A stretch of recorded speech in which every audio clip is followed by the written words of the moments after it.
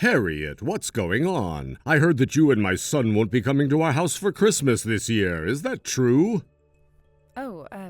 Good evening, Dad. Well, yes, it's true. Curtis and I talked about it for a while, and we decided that we would spend Christmas at home this year instead of going over to your place. I don't believe this. Why would you go and do a thing like that? Well, haven't you seen the weather reports? We're supposed to get a once-in-a-decade blizzard on Christmas Eve. A lot of the stores around here are already announcing that they're not going to be open for either the 24th or the 25th out of fear for their employees' safety. It's pretty serious. We just feel like we'd rather not take the risk and go visit you guys on another day instead. I cannot believe what I'm hearing. You think you're worthy of marrying into our family with an attitude like that? I should have known this is what you would be like when you refused to build a duplex with us before you and Curtis got married. Not only that, you had the nerve to continue working after your wedding when you should have quit in order to take care of my son's home for him and give me grandchildren. I am so disappointed in you as a daughter-in-law, Harriet. I don't know what that fool son of mine saw in you. Now you're telling me that you're not going to come to my house on Christmas because of a little bit of snow? It's not like you've never seen the stuff before. Dad? Have you really not noticed how much it bothers Curtis when you say things like that to me? I'm sure he's talked to you about it before and told you to back off. Excuse me? And for the record, it wasn't me who first came up with the idea to spend Christmas at home this year. It was Curtis. That's not true. Also, Curtis was the one who first came out against your proposal of building a duplex together, not me. And once again, it was Curtis who encouraged me to keep working at my same job after getting married. He's been very supportive of me and my career aspirations. What a load of nonsense! Now, if you'll excuse me, I'm actually out of town on business at the moment, so I'll be taking my leave. What? Your company sends the women on business trips? Don't they know you have more important things to be doing at home? Well, Curtis and I both share housework duties, and I'm the person in charge of this region, so... This conversation isn't over. We still have a lot of things to discuss, Harriet. I have to get up early tomorrow morning, so I'm going to bed now. Harriet! It's precisely this bratty, rebellious attitude of yours that made me oppose you marrying my son in the first place. I always told Curtis that he made an unbelievable mistake in marrying you instead of Charity. They've known each other since they were kids. They understand each other. They grew up in the same town, share the same culture. They're the perfect match. What was that imbecile thinking, choosing you over her? My only wish is that there was some way for me to get him to divorce you. How I'd love to be able to look Charity in the face and call her my daughter-in-law. Mr. Wainwright, are you there? It's an emergency. Oh, if it isn't my darling little Charity. Are you trying to get in touch with Curtis? At this time of day, I'm pretty sure he's at work. Can I give him a message for you? No, this is about Curtis. He's been taken to the hospital. What? What in the world happened to him? The hospital? Curtis and I were going to meet up for lunch today. I was at the cafe waiting for them to arrive, and I saw Curtis across the street coming toward me, right? When all of a sudden a car drove straight through a red light and ran right into Curtis. Oh no, that's terrible. It looks like more than one person was injured in the crash because 2 ambulances arrived on the scene a short while later. I was on the scene, so I volunteered to go to the hospital together in the ambulance Curtis was loaded into. What hospital were you taken to, Charity? It's Western General Hospital, the one on North Franklin Drive. Please, Mr. Wainwright, hurry over here as fast as you can. Got it. I'll tell my wife we'll be there soon.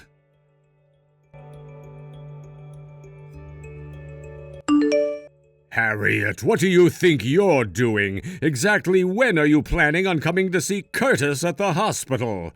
In all the time he's been here, you haven't come by to see him one single solitary time. Have you no shame? Don't you feel any responsibility to be here with him? Let me state this as simply as possible. Your husband is in the hospital, Harriet, and you, his wife, have not come by to see him a single time. Are you insane? Not only haven't you come by, you haven't even tried to contact him. He could have died for all you know.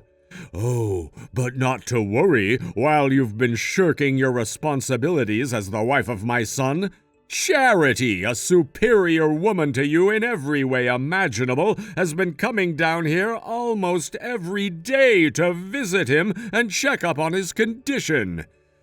Every day that goes by, you make me more and more convinced that I'm right. Charity would make a far better wife for Curtis than you ever could. Hello there, Charity. I'm terribly sorry to have shouldered you with the burden of looking after Curtis for us. The restaurant we run is very small. There's only my wife, myself, and a few part-time staffers. If we're not there to handle things, then we'd have to shut it down, and we obviously can't do that. If our restaurant were a bit closer, then we'd at least be able to stop by from time to time, but unfortunately we're on the opposite side of town. It's fine, Mr. Wainwright. Don't worry about it. After all, I'd do anything to be able to spend more time with Curtis. This is like a dream come true. I'm glad to hear that. You know, Charity, you really are one fine young woman. Generous, caring, self-sacrificing. Nothing at all like that heartless, soulless, worthless Harriet. Speaking of Harriet, do you know what's going on with her? As far as I can tell, she hasn't even come by the hospital once to see him. I thought that was the case. I can't even get in touch with her. She won't answer texts or calls. Her parents have already passed away, and I don't know the contact information of any of her other family members, so the only thing I can do is wait for her to respond. There's no other way for us to figure out exactly what the hell she's doing. But since she's his wife, I assume she's his emergency contact, so there's no way she doesn't know about his accident. Seriously, what is wrong with that girl? You know what I think? I think she's using this as an opportunity to do what she's always wanted to do, but couldn't because Curtis was around. You know what I mean? What? Curtis is so ridiculously trusting of her. No matter how many times I try to tell him about her, he's just like, no way, Harriet's not like that. She would never do that to me. It's pathetic. I mean, think about it. Not only has Harriet not been over here, but she hasn't even gone back to their house yet all this time. Wait, really? You're sure? Wow, I should have expected that was the case, but to hear that it's actually true is too sad to bear. Don't you think it's time we made our move and got them to divorce? I mean, it pains me so much to see Curtis pining after such an unfaithful wife. Yes, Charity, you're exactly right. The time has come. It's time that my son got the wife he deserves. You! Hello, Harriet. I'm writing to let you know that I've talked it over with my wife, and we've decided that you do not deserve to be married to our son. Not only have you not come to the hospital for the entire time he's been hospitalized, you're off doing who knows what in who knows where, and haven't even been back to your house. Furthermore, you have yet to respond to or even read a single one of my messages. As such, we have determined that the only way forward is for you to leave. You're going to divorce my son as soon as possible. Hello to you too, Dad. I'm sorry it's taken me so long to get back to you.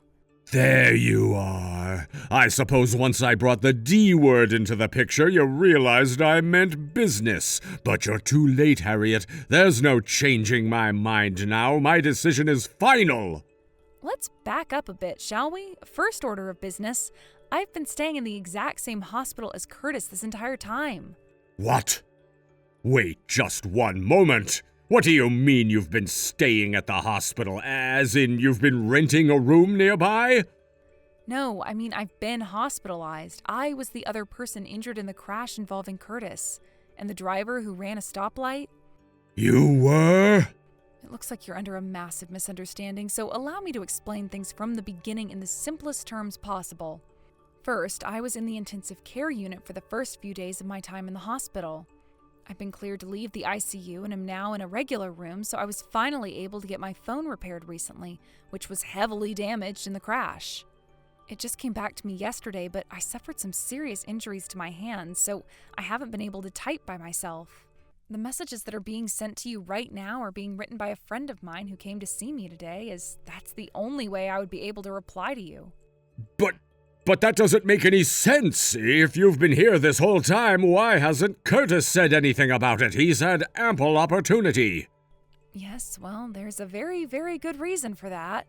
Charity, who's been clinging on to Curtis like a fly in molasses since the time we were dating and sees me as her mortal enemy, has been in the room with him every day and practically never leaves his side. What? Charity? It also seems as though she's invited herself to stay at our home while she's here. If she knew that I was here at the same hospital, there is no telling what she might try to do to me in my current state. So he thought it would be best for me to just keep quiet about it. I asked the doctors to transfer me to a different hospital to avoid this problem, but they said there was no way they would be able to safely transfer me in my condition. So we went with Plan B. I asked the doctors to instead transfer me to a private room within the hospital and leave a standing order to refuse visitors without express permission from me. That's... By the way, the only reason I'm able to reveal this all to you right now is because Charity's parents have also arrived and they're keeping tabs on her for me. What? Her parents? I understand that Charity, when Charity told you about the accident, she told you that another driver ran a red light and struck Curtis as he was walking, is that right? But that's not what really happened.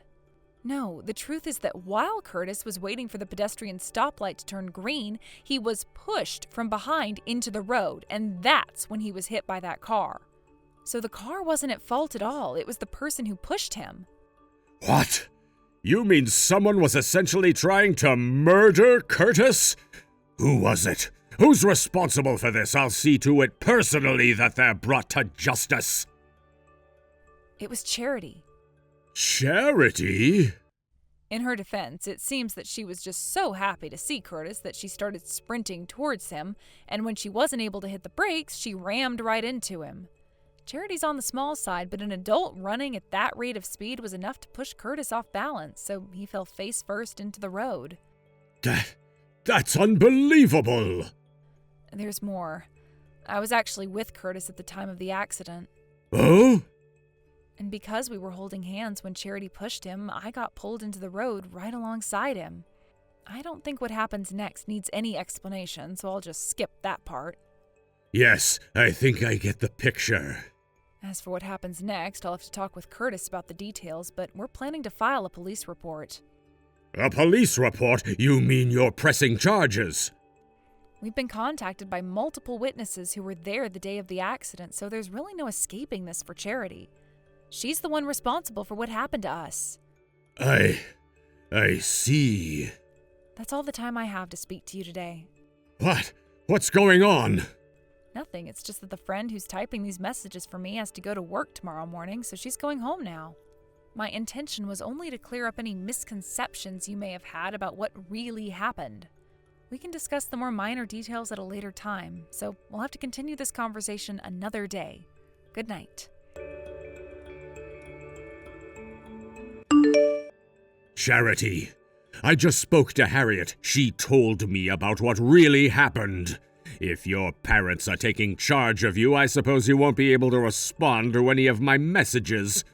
I can't believe it. It wasn't a car running a red light. You just rammed into Curtis so hard that he fell right into the road.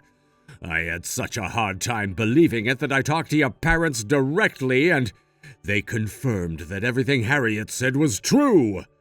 And to think I was trying to get Curtis to marry you. I had no idea you were such a psychopath. Oh, my dear God in heaven, this is absolutely terrible.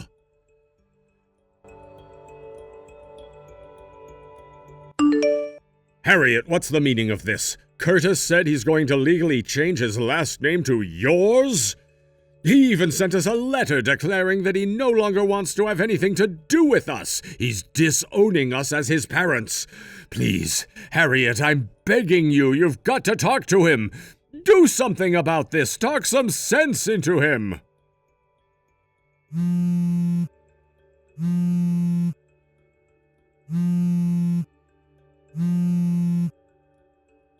Please, Harriet, Curtis is my only son. I was planning on having him take over the family business, but now he's disowning me?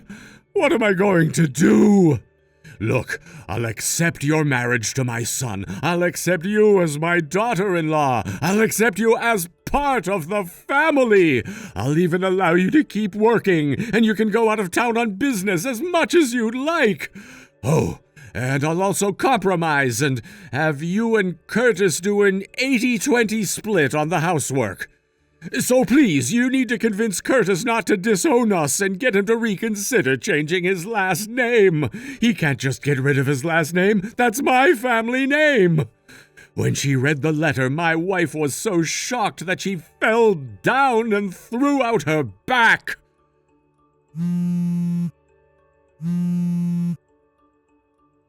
Harriet, answer me, please. I'm begging you. Give my son back to me, Harriet.